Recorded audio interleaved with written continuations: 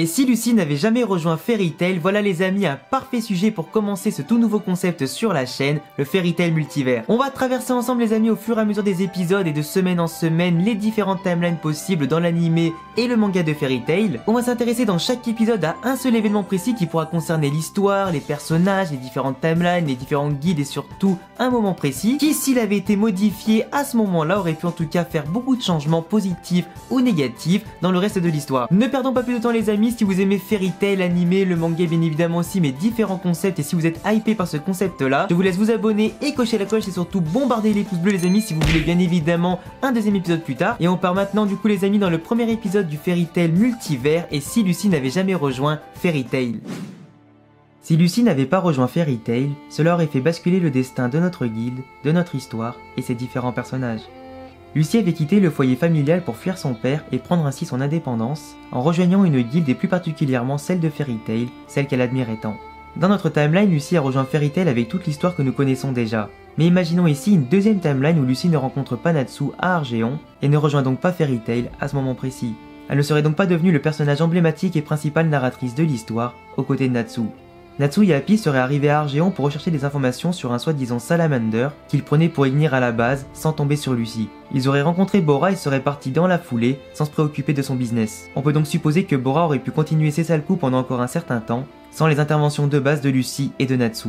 Même sans Lucy, Natsu serait parti aider Macao dans la montagne et aurait vaincu sans problème le Balkan en se montrant sérieux. Pour l'arc Daybreak, Natsu et Happy avaient utilisé Lucy en tant que soubrette blonde pour réaliser la mission. Après quelques péripéties, Lucy avait permis au propriétaire de récupérer le livre et de savoir enfin la vérité sur son propre père. Natsu ne voulait pas toucher la récompense de 2 millions de joyaux car le livre n'était pas brûlé comme demandé. Sans Lucy, Natsu aurait sûrement tout détruit dans le livre sans dévoiler toute la vérité à son commanditaire. Mais il ne serait pas devenu riche pour autant car le commanditaire de la mission était pauvre en réalité. Une finalité similaire à la première timeline mais avec un déroulement différent. Le seul détail est bien évidemment représenté par Virgo qui n'aurait donc pas rejoint Lucy et Fairy Tail par la même occasion. Durant l'arc Eisenwald, Grey, Natsu, Lucy et Erza font équipe contre Eligol et la Lullaby. Lucy était clairement en retrait dans cet arc face à ce monster trio. Quelqu'un d'autre aurait pu les accompagner durant l'aventure comme Elfman par exemple voire Kana et rien n'aurait changé. Sur l'île de Galuna, il ne s'agit que de simples combats que Natsu, Erza et Grey auraient quand même gagné sans Lucy. D'ailleurs, il se peut même que Natsu n'aurait jamais eu l'idée d'aller sur Galuna sans Lucy, car c'est en étant avec elle qu'il était motivé à partir. Grey n'aurait donc pas revu Léon ni Deliora, mais que celui-ci était déjà mort. Le phénomène de Galuna aurait donc perduré encore un bon moment pour ses habitants. Sans Lucy à Fairy Tail, son père n'aurait pas payé Phantom Lord pour la récupérer, et Fairy Tail n'aurait pas eu à combattre cette guilde. Personne n'aurait été blessé comme les Shadow Gear ou le Maître, et Natsu n'aurait pas rencontré Gadjil, un autre chasseur de dragons. Grey n'aurait pas rencontré Jubia au passage et ne l'aurait pas vaincu pour qu'elle tombe amoureuse de lui. Vous comprendrez aussi que sans cet arc-là, ni Jubia ni Gadjil n'auraient rejoint Fairy Tail par la suite, ce qui va priver la guilde de deux éléments majeurs et charismatiques, fortement appréciés des fans. Et vous allez notamment aussi remarquer dans cette vidéo là que à part l'absence de Lucy, l'absence également de Gadjil et de Jubia fera également très mal au scénario et à Fairy Tail. On aurait pu découvrir pourquoi pas Phantom Lord durant les grands jeux intermagiques et découvrir ainsi Gadjil et Jubia avec 7 années de plus, pour affronter Natsu et Grey pourquoi pas durant les épreuves des jeux. En comptant les 4 éléments dans leur équipe plus Gadjil bien entraîné, ils auraient pu avoir une sacrée équipe pour être favoris des jeux magiques. Pour parler maintenant de l'arc de Loki, il n'aurait pas été inquiété par Lucy au premier abord si elle n'était pas là. Comme c'était la seule constellationniste de la guilde, il n'y a qu'elle qui pouvait dévoiler la véritable nature de Loki au grand jour. Dans notre histoire, c'est Lucy qui sauve Loki de la disparition et qui en fait son esprit devant le roi en personne. Loki aurait donc disparu ou rejoint le monde des esprits sous une autre forme sans que personne ne puisse l'aider ou qu'il soit apaisé. Dans la première timeline, c'est d'ailleurs Loki qui avait payé ses vacances à notre groupe principal, là où Erza a été emmené par la suite par ses anciens amis à la Tour du Paradis. Il se peut donc qu'Erza n'aurait jamais été enlevé par ses anciens amis vers la Tour du Paradis, ce qui aurait notamment provoqué la grande colère et surtout un grand raid de la part des membres de Fairy Tail contre la Tour du Paradis pour la sauver et affronter Jelal. Jubia avait aidé les autres à trouver notamment l'entrée souterraine en passant directement par la mer, et elles avaient affronté avec Lucy, un membre des Trinity Raven. Sans Jubia, il aurait donc été compliqué de rentrer dans la Tour du Paradis avec discrétion, et sans Lucy, il est clair que notamment Kana ou Elfman voire Macao auraient pu les aider à affronter les adversaires venant de la Tour du Paradis, pendant que Grey et Natsu foncent aux derniers étages. Natsu aurait quand même pu atteindre le dernier étage de la tour pour vaincre Jelal une fois arrivé tout en haut pour sauver Erza. Durant la bataille de Fairy Tail, Lucy a été très importante en battant Bixro avec Loki après la victoire de Erza contre Evergreen. Sans elle et Loki et la défaite de Grey contre Bixro, il aurait fallu que Natsu s'en charge ou alors que Grey enchaîne contre Bixro, pendant que Miragen s'occupe de Fried. Sans Gajeel, Natsu aurait eu un mal fou à vaincre Luxus et aurait donc sûrement perdu. On aurait donc pu avoir une timeline avec un Luxus dominateur sur la guilde et qui en aurait pris le contrôle. Même si Makarov s'en est sorti, il était très malade et l'auteur aurait pu le faire mourir ici pour faire basculer le destin de Fairy Tail et dans le chaos.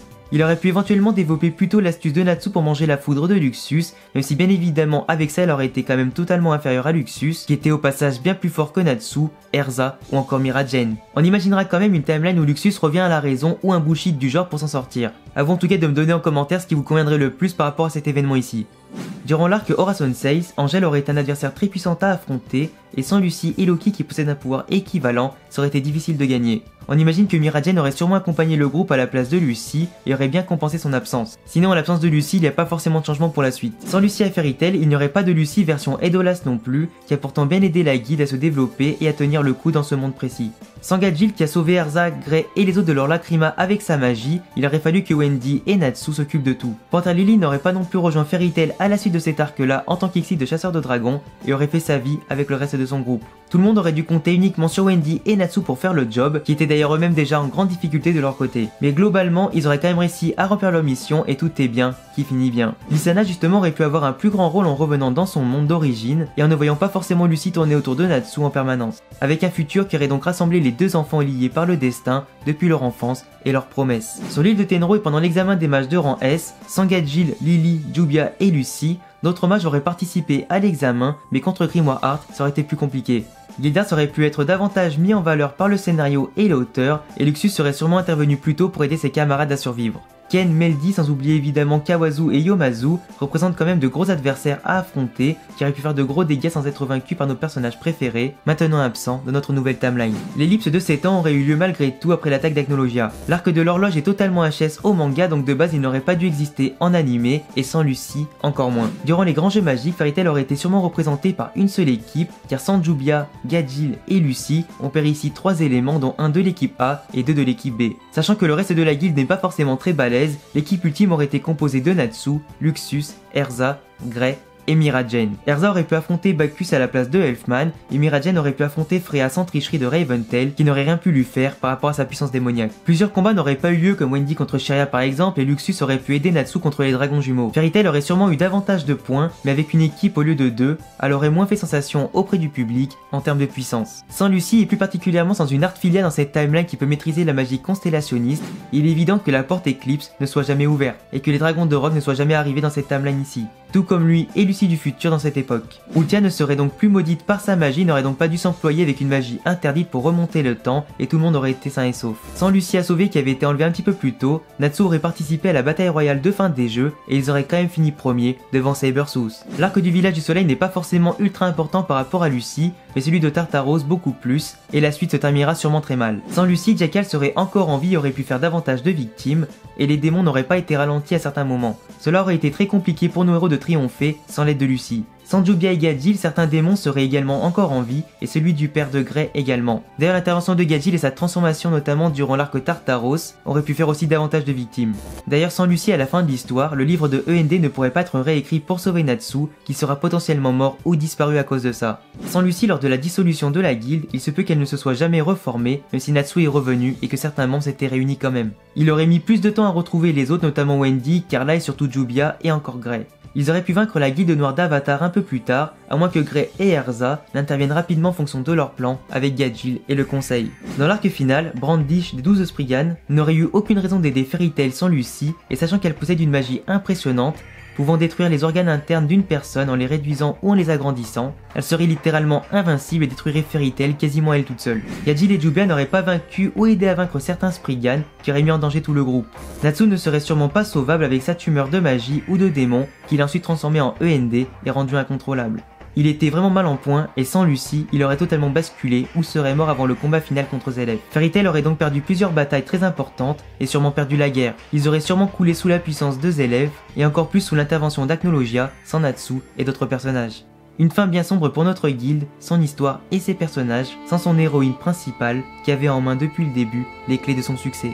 Et voilà les gars, j'espère que ce premier épisode pilote du moins de ce concept là de Fairy Tail Multivers sur la chaîne vous a beaucoup plu. Vous pouvez me partager en commentaire comme d'habitude vos avis, vos analyses par rapport à ma vidéo, mes théories sur tout ce que j'ai proposé dans ce multivers là. Tu peux surtout faire tes propres avis, analyses, théories par rapport à ce sujet précis, tu peux aussi en proposer d'autres en commentaire. N'oublie pas bien évidemment de t'abonner, cocher la cloche et de laisser de gros pouces bleus si tu soutiens ce concept là, si tu veux davantage d'épisodes et bien évidemment ne pas les rater pour la suite. Il reste encore aussi pas mal de vidéos histoire de Fairy Tail bien évidemment qui vont sortir semaine après semaine, faut me laisser bien sûr le temps d'écrire, ça va arriver petit à petit. Je vous laisse également me rejoindre sur tous mes réseaux qui s'affichent ici, que ce soit Twitter et Instagram, où il y a aussi tous les liens au pire en description. Et à bientôt les gars pour une prochaine vidéo, ciao.